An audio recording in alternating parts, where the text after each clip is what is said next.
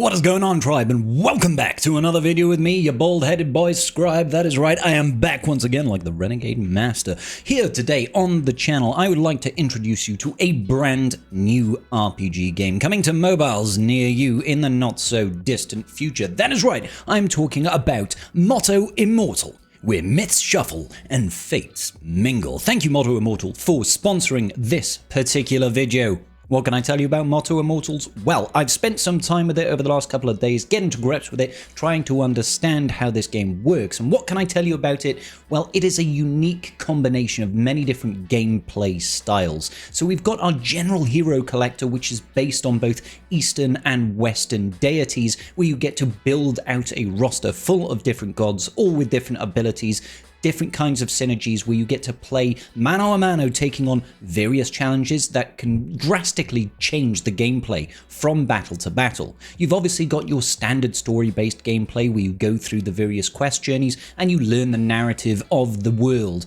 One minute you might be in the journey going through the narrative of the quest and leveling up your various deities. The next minute you might be in the Delusion's Den, which takes on a sort of roguelike spin to things. And I found myself really particularly enjoying this type of game mode. It is basically waves of combat here, where every time you level up you are granted a randomized selection of power-ups that you can choose as you progress, and they all become progressively more and more powerful. And obviously the enemies do scale to boot as well. They are growing up in power with you. What I found particularly good about this was when I was first coming around and I was playing with my team comps, I was basically just pulling different legendary summons and trying to throw the most powerful units that I could into my team comp and hoping it would stick. But realistically speaking, you do need to take a little bit of strategy when it comes to it. You have to think about synergy. And I was pleasantly surprised at the amount of benefits that I got from adopting an actual synergistic group of players rather than just throwing my highest rarity units at the wall and hoping that something would stick. Players that actually download this game using my link in the description down below or by using my QR code will actually get themselves completely free materials worth about $50 that do give you a really solid head start to the game. You'll be given one Zodiac Selector, which lets you choose one of the high-level deities. You'll be able to get 1,000 Elysian Gems, which you can then use to pull additional deities and fill out your roster even further, and then you'll get a bunch of upgrade mats as well to get you on your way. So use the download link or my QR code and start playing with some free rewards at the start. As I was saying before, the gameplay in this game is actually quite diverse. There are a number of different game modes that do actually do well in sort of changing up the gameplay. It's really sort of accentuated by the sort of gothic, mythic art style that it's going for, that really sort of leans into that divine element, and I do find that quite appealing. As I said before, it's got elements of story progression, it's got a roguelike game mode, there is PvP, there's guild-based game modes, and not only that, there's also an idol collector element to it as well. So even if you're not playing actively, there is still work going on in the background that you can come back and collect. So just to give you an idea, here is me in the game on my lovely Scribble account at the moment. So just to give you an idea of what the game looks like as you go through. You've got your roster over here, it's all of your deities, and there are lots. You'll notice that some of them that I have in my roster right now are actual duplicates. Reason for that is, in order to progress and increase the rarity, you need to get duplicate copies of your deities, and you ascend them by combining them.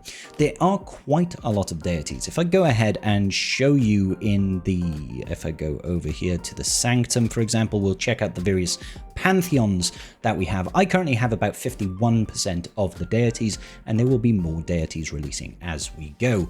You can see a lot of it is based around tarot cards, tarot readings, star signs, that sort of thing. I've managed to collect all of the Zodiac ones. There are a number of deities from the Greek pantheon, many of which I'm sure a lot of you will be familiar.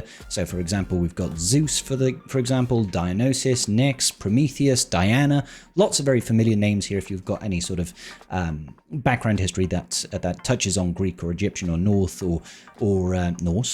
not North mythologies over here.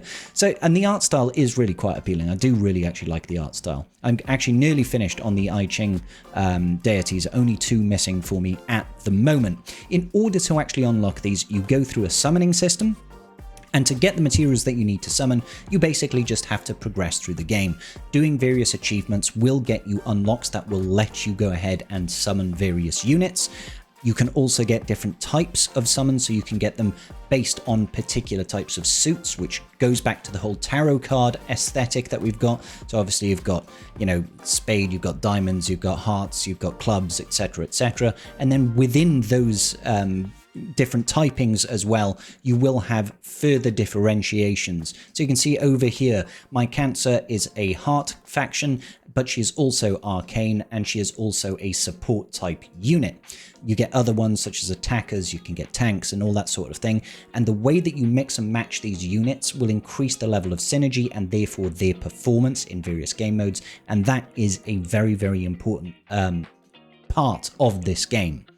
So just to show you the other game modes that you can do, if I head on over to the wilds over here, we've got the Delusion's Den. This was my favorite game mode at the moment when I've played. This is the roguelike. So when you go into this game mode, you are immediately given a selection of cards that will impact your stats and abilities, give you special effects. You go and you fight waves and waves of combat and bosses. Whenever you level up, you can gain additional cards that are randomized that can give you different effects, like additional health steal, or enemies getting instantly defeated when you crit them below 25% health, and that sort of thing. This is my favorite game mode right now. Unfortunately, I've maxed out wave 6 and I can't gain any additional rewards until the rewards reset. I think it might be on a weekly rotation, but I'm not too sure on that just yet. We've also got the Grand Arena. This is your PvP game mode. You can see I'm on a win streak of 3 because that's how I roll, baby. That's how I roll. Just to show you how it gets on over here, you can choose a selection of opponents.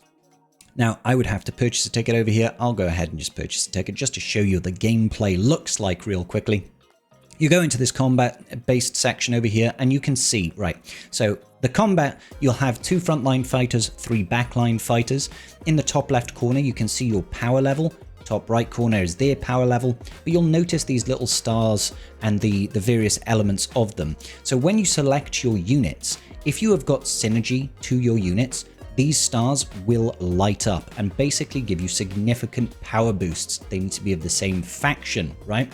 So for example, when your team includes 3 or 3 plus 2, 4 or 5 gods of the same faction, all deployed gods will get 10, 20, 30 or 40% boost to attack and hit points. That's like such a massive boost. If you've got 3 of the same faction, you're like, oh, there you go, I'll just have 30% boost to attack and hit points.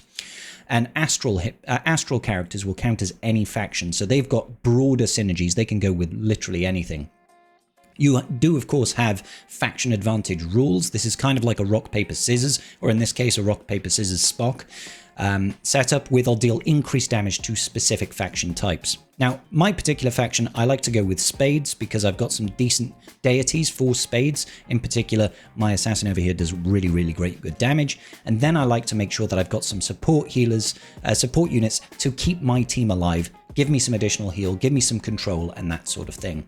So as they go off into battle, it's basically going to be a power check as well as a synergy check, right? I have a significant amount more power than my current opponent, so I'm not particularly concerned that I'm going to be able to win or lose this battle. As you can see, we did significant advancement there. We nearly got out of Silver 1. I'm not sure what would be the next step after Silver 1. Maybe I'll be going up to Gold. That would kind of make sense. Let's see. Should we try one more? 22,000. I've got 36,000. Let's try one more. I want to see if I get up into Gold. Did we not? And there we go. I want to see if I can get up into Gold 3 or something like that. We'll keep on going. I'll use the same team as before because it is my best team at the moment. So at least I feel like it's my best team. It has the best amount of synergy and a good balance of equipment on my units, because obviously the artifacts that you equip to your units will impact your stats. These guys have my best artifacts in the game, so I kind of want to use them as much as I can.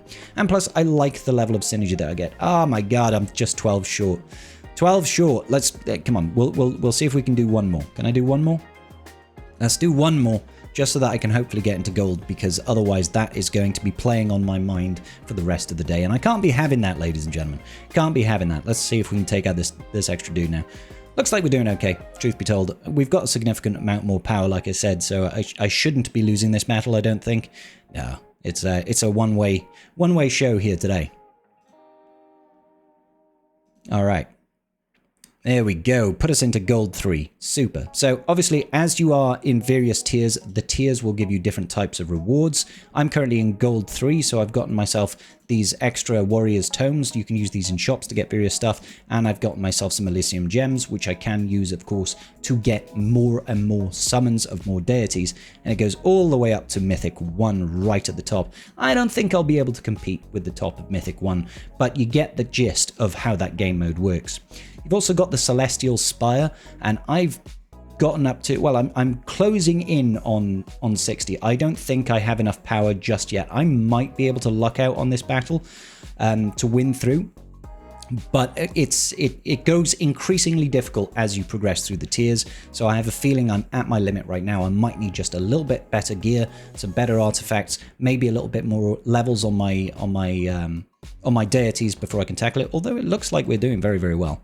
I think we'll probably actually win this battle quite handedly. Yep, looks like we dominated there. That's great, because getting through to the next tier is giving me a significant amount more rewards. There we go. Get these epic god shards. Those can be used to give you additional units. These evolutionary prophecies are so valuable for leveling up the characters in your roster. So I'm just going to go back out, because I think I've gained myself some additional...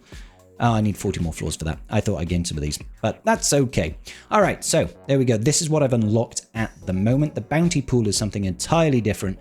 Basically, you can go ahead and give excess units to get certain types of rewards. Once again, I've gone for those evolution prophecies because we need them to get past certain level humps in the game. Once you have progressed past a certain point, you will get access to guilds or clans or whatever you want to call it, that guild-based player with player environment. Now, if you are interested in playing with me, I've made myself my own little guild over here, and it is called the Scribe Tribe, or Scribe Tribe, one word. So if you want to play alongside me, just go ahead and search for that. Once you've got guilds unlocked, come join me. We can take on some bosses.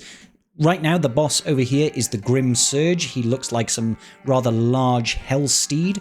And essentially, what this is guilds get to compete each other to try and get the highest score that they possibly can. I'm going to use my standard comp over here. And this one is definitely one that sort of shows the importance of having that synergy in your team, because you have to have a balance here of damage and survivability. The Hellsteed itself will get its own ultimates out on you. It will have this like stampede of flaming hell horses, essentially, that will come over you. And if you are not prepared to take on that damage and heal up and recover, you won't be able to actually score highly enough to unlock all the rewards that come with this game mode. So it's very important to have that balance of, we need to make sure that we're doing good damage, whilst also making sure that we can mitigate the incoming damage long enough to maximize our scores. You can see there's a timer in the top right corner over here. We've got 45 seconds left. And in an ideal world, you want to be able to survive the entire length of that timer, whilst also outputting enough damage so that you're scoring highly. Because if the timer goes down to 0, but you haven't done any good damage, you're not going to be able to get the rewards that are coming. They are sort of one-time rewards. Each time you hit each tier, it is a once and done. You've earned that, you've done X amount of damage. As you see, we're working towards 900k at the moment. Looks like we're actually going to pass 900k, which is a new record for me, which is good. Oh, are we going to pass? Yeah, we have 924,000. Yeah, so once I've hit that threshold, I'll get myself some additional rewards, and I won't gain them again until I can hit the next tier of reward, or whenever this raid boss then will sort of refresh. You can see my girl over there, nearly 1 million damage on her own. She is the MVP. As you can see, you've got this review period down here, and you can see all the various thresholds that has given me rewards based on my damage cap. So that's great. I've gained myself some additional gear, and it goes all the way up to 999 billion damage, which is, you know, not making me feel insignificant at all, I promise. But there we go. It's kind of a fun way of getting it in. You can see then, compete with your guild, see who else has scored really, really highly, and just try to get the maximum amount of rewards possible. So if you want to come join me, compete against me in the Grim Surge event, just look for the Scribe Tribe Guild. And there we have it, Tribe. Motto Immortal. If anybody at home is interested in playing alongside with me, go ahead and use that link in the description down below, or use my QR code, and you will be getting yourself $50 worth of free materials to get you started on your journey. I will see you all in the very next video. Peace out and big love.